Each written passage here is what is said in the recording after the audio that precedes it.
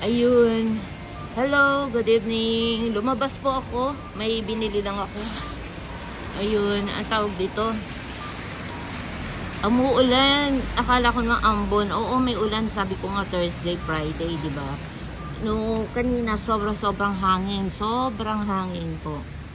Ayun, ito. Wala po akong payong, nakasombrero lang ako. Akala ko kasi ambon-ambon lang. Naglaba pa nga ako eh. Kasi kanina nawala na yan. Paambon pa lang siya. Nilaban ko na yung biglang lakas ng ulan. Kanina biglang lakas pag pasok ko dyan 7-Eleven. May bibili sana ako dito eh. Baka bukas na lang papunta sa hindi ako makapunta sa doktor. Ando pa sa kabila kasi yun eh.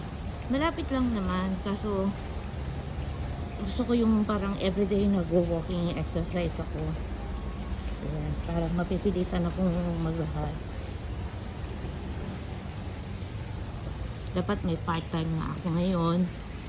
Bukas din may ulan. Ano ba yun? Parang ayaw yata pagkabahuhin. Pahinga ka muna, parang gano'n. Huwag ka muna magtrabaho. Kahit yung ex ko sabi rin, huwag daw muna daw ako magtrabaho. Pero si okay, Doc? Okay. Hindi niya alam yung nararamdaman ng pasyente. He cannot ask. Yung mga doktor, di ba, tinatanong, anong nararamdaman mo pa? Ano pa masakit dyan? O bla bla bla bla. Siya hindi. Never he asked about that. Ako lang mismo nagsasabi. Ito yung masakit, ito po yung masakit. Parang yung Jason Moteru, parang yung ibig sabihin yung parang ano siya na I'm a specialist doctor, I know. Parang gano'n. Kasi nga MRI, CT scan. Sabihin na natin, hindi niya madiretso. Nasabi niya matatagalan niya, diba? Ang pagaling. Pero nung sinabi niya sa anak ko 1 to 3 months, then nung ako nakausap, she means 6 months. How many months now? Diba? Still the same. Nothing changed. It's still the same. Nothing changed. Ganon. Kaya, somebody's asking, advising me to go to another hospital for second opinion. Pero kailangan kong history. Nahiya naman ako magsabi sa kanya na marami na nag-advise sa akin mga hapon eh. Mga friends ko. Dati ko pang friends, kinontak ko. Tanong ako, mga marunong magtagalog yung kinukontak ko ngayon. Mga dati-dating friends. Ay, nagkajuwa na Pilipina. Ayan. Iba manliligaw. Sa akin kasi pag yung mga hapon friends, sa akin lahat kahit nanligaw sa akin, may gusto sa akin. Friendship lang, friends lang, ko sa kanila, turing ko sa kanila. Yan lang. Wala nang iba. Kung gusto nila ako, wala lang. Dead ma. Yung feelings ay wala.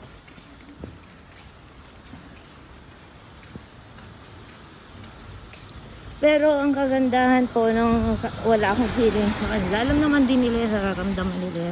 Pero they still helping me, parang gano'n. Nung wala pang jowa, kahit nung may jowa, bibigay naman advice. Yung friend ko pa nga yung jowa, pinakilala ko. Ayan yung sa akin kasi, sabi ko, huwag kang matatakot. Ay, ito na po yung bagong gawang apartment. Dito po yung na-tow yung aking bisikleta. So ngayon din na namin alam kung saan niya yun ilalagay yung mga bisikleta na nakukuha sa illegal parking. May dalawa pa akong bisikleta na dapat kunin dyan eh. Ang ganda. Hindi ko alam kung mansion type to or hindi natin alam kung opisina or what, pero tingin ko parang mansion type eh. Tapos then the half is parang office type. Ganun. Ito dapat palitan. Kung ako may pera, bibili ko yung lupa nito. Gagawin kong mansion. Ayan, wala mga nakatira. Lagi, yun, kasi taas wala na rin pa nakatira dun, oh. Ayan, hello, Mumu.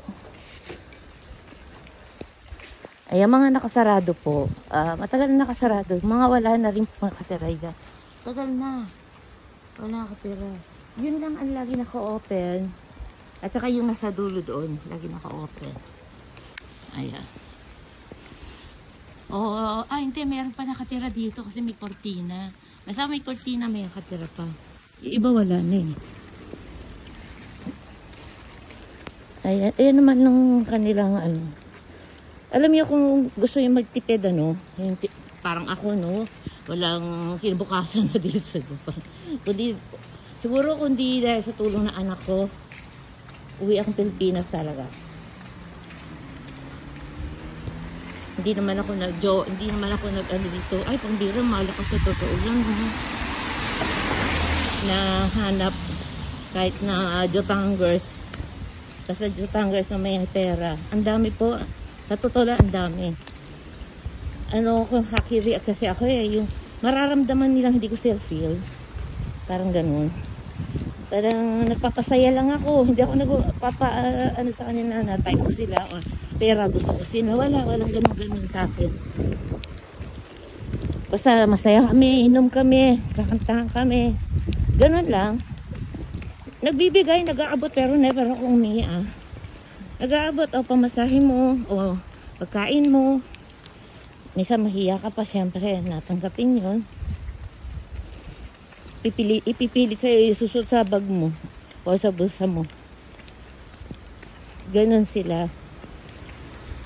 Kaya yung isa, hindi ko nga alam kung ano nangyari kay Unisa. 3 months ago ba yun?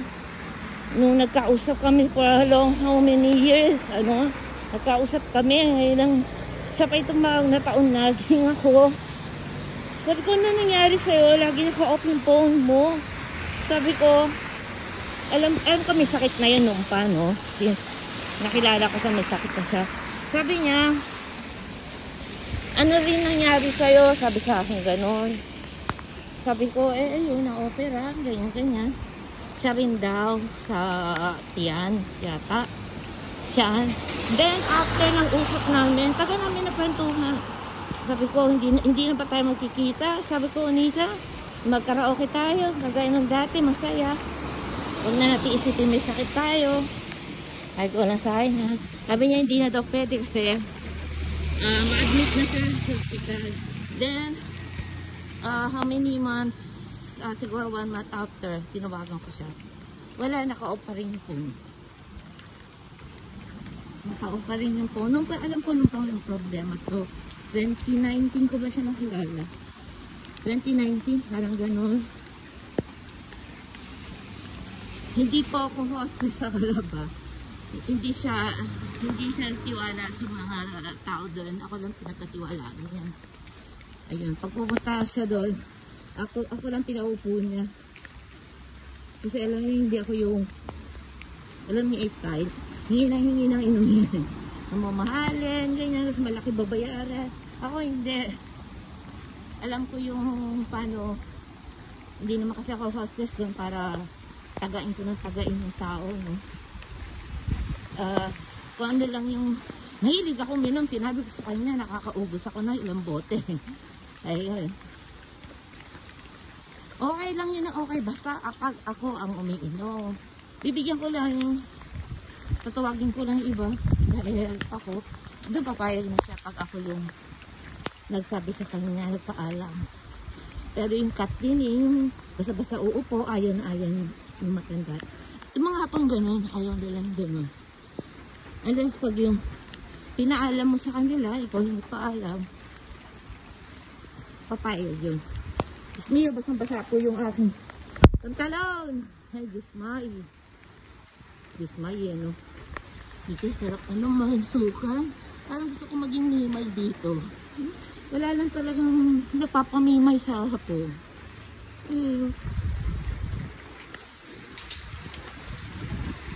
Sa mga ano po, mansion, yung malaging mansion meron. Yung mga nakatira po mga ambassador,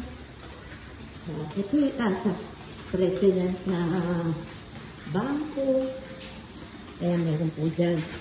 Tapos yung talagang rich people lang talaga, mostly ang nakumukuha sa agency. For example, 3 times a week, ganyan.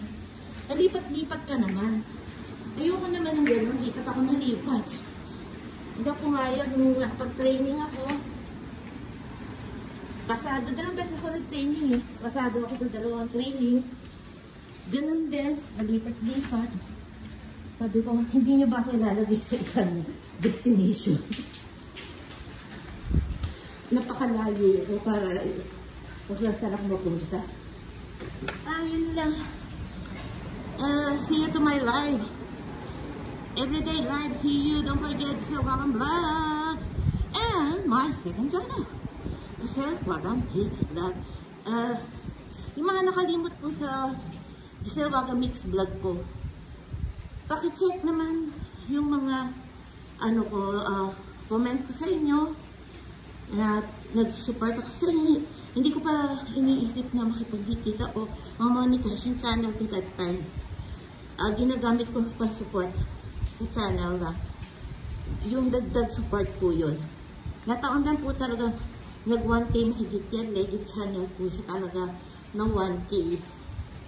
Ang daming dumikit sa akin dyan kasi sinusuportahan ko. Hindi ko iniisip na ipapamonetize ko itong channel na to. Wala ko iniisip na gano'n. May nag-advise lang, kumuha ka nito para makapag-join member ka, magpalipad ka, mas mura. Yun lang po. Marami po salamat. Please don't forget and watch my video, not only your video, I always watching your video. People or YouTuber drop always the link to my channel. Give and take. Please give and take. That's all. Thank you.